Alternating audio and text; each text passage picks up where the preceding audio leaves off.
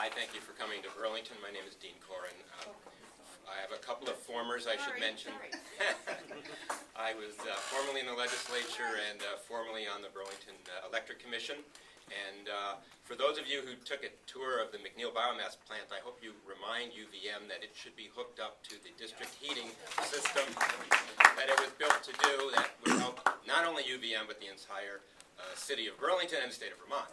The manager was intently questioned about that issue. I'm really glad to hear that. I'm glad to hear that that's current. But I'm here actually to talk about what is also current, the wind moratorium issue. So I should mention that I also was the Vermont Outreach Director for Congressman Bernie Sanders then.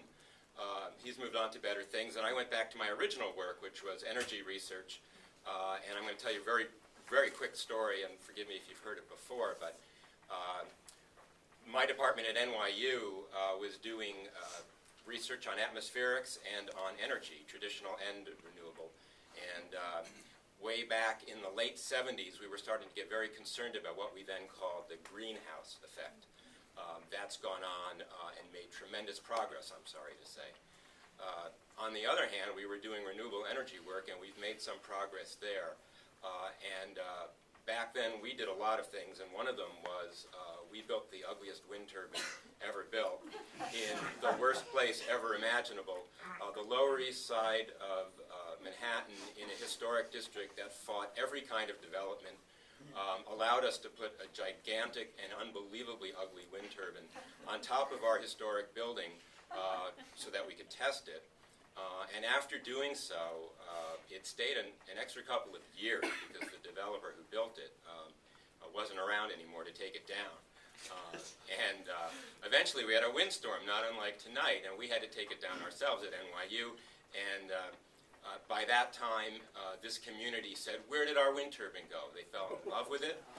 It was theirs. They were proud of it. And if that can happen there, it can happen anywhere. Now, I work on underwater turbines that nobody sees or hears, so everyone loves them. But there's a story of love, and someone else mentioned love, and I think that's very important. The one thing I want to say about a moratorium is that we're way behind in the state of Vermont. We've had two successive administrations of both major parties who were very anti-wind, and we're a decade and a half, 2 decades behind where we ought to be in wind development. One of the things that should have happened then, that would have happened if they weren't so opposed to wind, would have been comprehensive planning in advance. So everybody could be clear, everybody could know what's going to happen, it would be predictable. But we've been pretty good in Vermont about passing environmental protections, but not planning.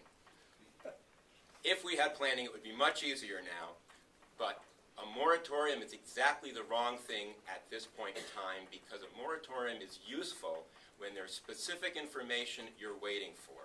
We already have more than enough information. We're very, very late. A moratorium would just be an exercise in political power, drawing out the inevitable. Meanwhile, a lot of extra harm being done. So in this case, I would ask you really to come out in opposition to any moratorium. Thank you. Thanks.